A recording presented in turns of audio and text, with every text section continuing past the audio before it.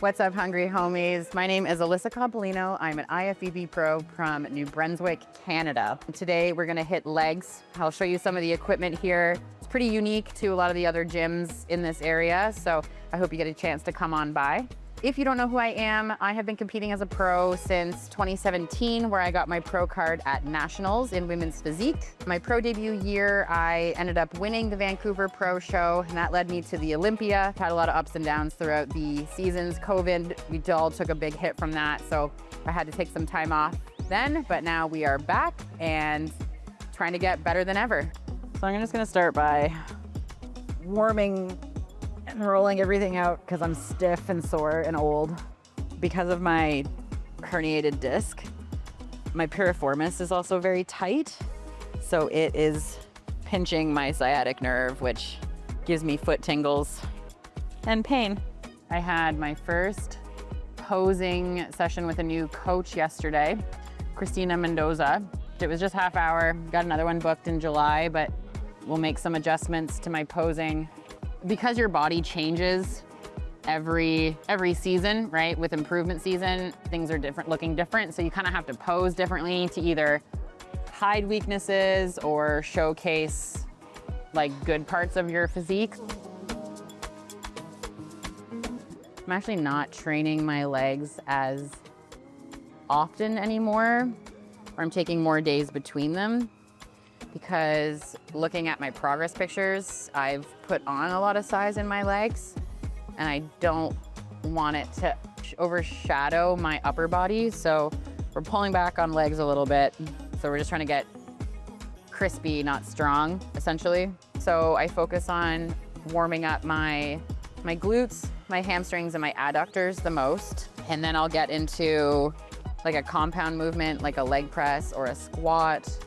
We're gonna see how my knee feels, but I think today it's either gonna be, today's gonna be leg press.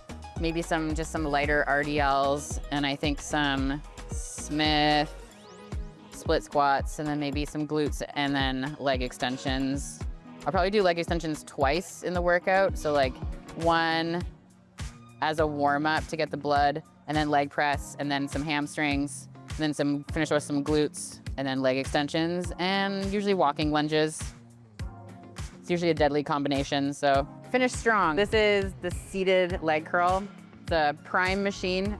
What's really cool about this machine is that you can adjust the tension at different parts of the movement. You can do hard throughout, hard at the beginning, hard at the end, and kind of like in between. So I like to hit the sort of in between and towards the end of my movement so that I'm really grabbing and squeezing the weight with my hamstrings. Strong contraction, long second hold, and then slow eccentric. And then we'll progressively get a little bit heavier as we get warmed up and into the workout. When you are flexing, you don't want a thigh gap. So we want the thighs to touch. I like to give the cue of like an explosive contraction, just so that the pace stays the same. And then as we're slowly lengthening the fibers, then you're gonna contract them and you're gonna lengthen them. But I find when you say strong contraction, everything gets engaged. And so for anyone who's kind of learning, it's a good way to kind of keep that connection in your head of like strong contraction, everything's contracted, tightening up, and then slowly releasing. Back extension to kind of mimic a glute ham raise. We don't have a glute ham raise here, but if you dig your knees into the pads here, and then fully lengthen the hamstring, you can kind of mimic that action. So think long in the hamstring and then squeeze up. The last few years have been really challenging. COVID took away a lot of time and we're not getting any younger. So like the things that I've noticed that I've gotten older is recovery is a lot harder. My body's a little bit more stubborn, and what you did when you were early 30s, you can't do when you're late 30s.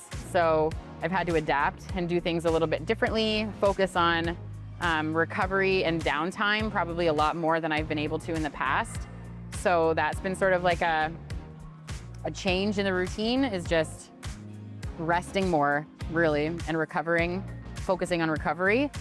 And I still need to remind myself of that too when I'm trying to push really hard is like sometimes you just need to pull back and take an extra rest day, and that's okay. Every prep has been very different. My body responds differently every time. So like last year, my abs were like the first thing to come in, and then my glutes were being stubborn, and now it's like my glutes are being a little bit more stubborn, but like the size is there, and I put more size in my legs, but my upper body's been, like everything's been different. So I can't even go back and like compare notes necessarily because things are always so different. Okay, so we're just gonna do leg press. This is gonna be like my big compound movement likely. I add this ab mat pad here because I want my hips to sink a little bit further down as the weight comes down, and you'll see from the side. So just a greater range of motion, more glutes and hamstrings through the bottom, and then I can press through. So just small adaptations to help with the movement. Right now I'm focusing a little bit more on hamstrings and glutes, just a little bit more. I find that my glutes could improve. So if my feet are higher up on the platform, the weight's gonna sink down into my hips, into my hamstrings more, which is gonna allow for more hamstrings. If my feet were lower, then as my knees pass over my toes as I'm coming down, so like as my knees come forward more, that's gonna be more quad. All right, so I'm gonna do some Romanian deadlifts. I'm testing things out. I don't have full confidence in my back right now. My ego is fighting my body right now. So we're gonna see how much I can push my body with my ego. But I'm going to raise my toes up slightly so I don't have to go so far down into the movement, because the lengthening position is happening with my toes being up in my hamstrings. If my feet were flat, then I have to go down further to create that lengthening of the hamstring. Whereas if I have my toes up, they're already in that lengthened position. I don't have to go as far. So hopefully my back can handle the load. Like ego is a big part of it, and my ego definitely gets hurt a lot when I kind of have to put up barriers for myself. But the alternative is hurting myself and setting myself further back. So like I already have a herniated disc, so a lot of flexion at the spine is not awesome. So I just have to be cautious. So I have to chuck my ego at the door. Almost done with this workout. We're gonna do leg extensions. We're targeting these bad boys. I can always use more quad. So women tend to be a bit more quad dominant. So I think it's important that you, at the beginnings of your workout, especially for women, is to hammer your hamstrings first while they're fresh. And then you can kind of get into your quads. Last superset, we're gonna do kickbacks and abduction.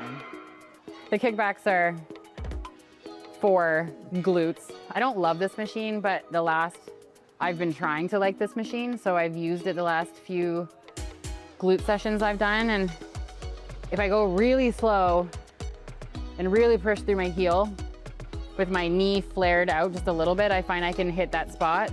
I don't love them, but I do them because I don't love them. You're only as good as your weakest body part. So that's the lesson for today.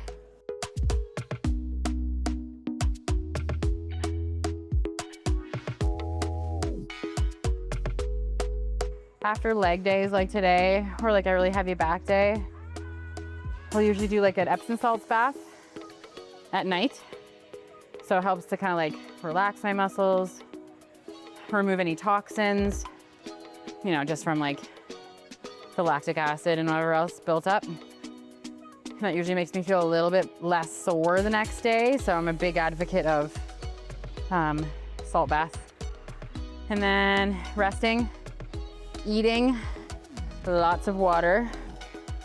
On these hotter days where I'm sweating a little bit more, I might have like a sugar-free Gatorade or something like that, or a lot of people like those electrolyte drinks, but if you just adequately salt your food, either do a potassium pill or have a banana or something like that, and that's usually good enough. Like anything super colorful or super dark green is gonna have a lot of nutrients in it, like vitamin C, magnesium, vitamin D, A, K, all that kind of stuff. So when they say like eat the rainbow, like do that, eat a lot of variety of colors and things, and then rest, making sure you're sleeping well at night. You know, 5-HTP, magnesium, L-theanine, GABA. Those are some good ones to kind of take before you go to sleep. My back was a little wonky, so couldn't do exactly everything I wanted to. Leg press didn't feel awesome, so we just went for some high reps. Bent over, barbell Romanian deadlifts were not happening.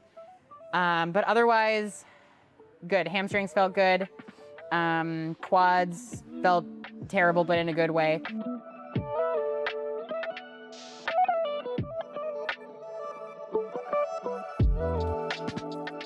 Glendon is going to be working on probably my back, and he almost always works on my hamstring and glutes because I'm still struggling with my herniated disc. He does have the cupping tools today, so maybe he'll pull that through my hamstrings a bit, which will be kind of cool to see. But I would like my QL to be worked on and my glutes and stuff today. So I'll be face down mostly. At this point, he's just keeping me together before. He's kind of like my glue right now. So he's just making sure I don't fall apart too badly, basically. That's what's going on. Myofascial release is a way that you can approach the body in a different way, that it's using lighter pressure, and you get into a different system than, say, the muscles. Because when you do like a deep pressure, like when I've been treating you, it's more, you're getting into that deep muscles and releasing the muscles. But we sometimes forget about the fascia when we're doing all that deep pressure in massage therapy. So, you know, cupping and massage therapy, you know, everything works, right? It's whatever the client is looking for. Yeah, absolutely, right? Yeah, there's many tools. Yeah, for sure. What is it that you're looking for in terms of therapy, like massage therapy? Yeah. When I flex on stage, I want to be able to like see everything. So it's like the myofascial release is separating every one of those little muscles so that they can pop. On the therapy sides of things, I have the sciatica that I'm still, and the herniated disc that I still fight with. So like getting into the glute, into the piriformis is important, but also like remembering that I have other muscles that need tending to as well. So when you think about symptoms in the body, there's a symptom and a cause. So your sciatica symptoms, there's a cause that is happening in your body, and we need to work together to find out, you know, where that cause is. It could be coming from your herniated disc, or it could be coming from other areas of your body causing a too much tension.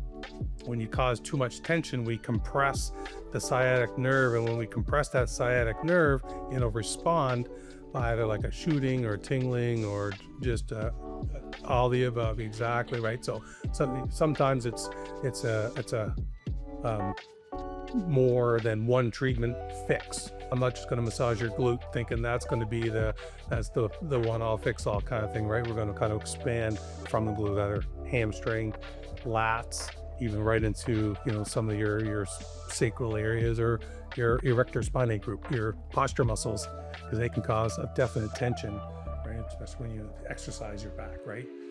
Yeah. All right, guys, that was a very lengthy massage done by Mr. Glendon. He's been helping me out throughout this off season and now into my prep. So I do my best to see him either every week or every 2 weeks. As we get closer to show, I'll see him probably every week. So a much needed session. My lower back is always pretty messy. My hamstrings are really tight, especially with the disc herniation. I tend to really get jammed up. So he's helped to stretch me out. He got into a lot of different places that I can't get into. So a couple different methods, you know, some myofascial release, some deep tissue, as well as some cupping. So they all kind of work together to help me feel loosey-goosey. We're gonna rest up tonight after all of that, and then hopefully I'm feeling like a new woman tomorrow. So keep following along, guys. This was also sort of into a leg day that we did the other day as well. So the leg day plus this, it was much needed. So thanks so much for following, guys. Make sure you're subscribing, make sure you're watching. Any comments below, I will address, and we'll see you in the next one.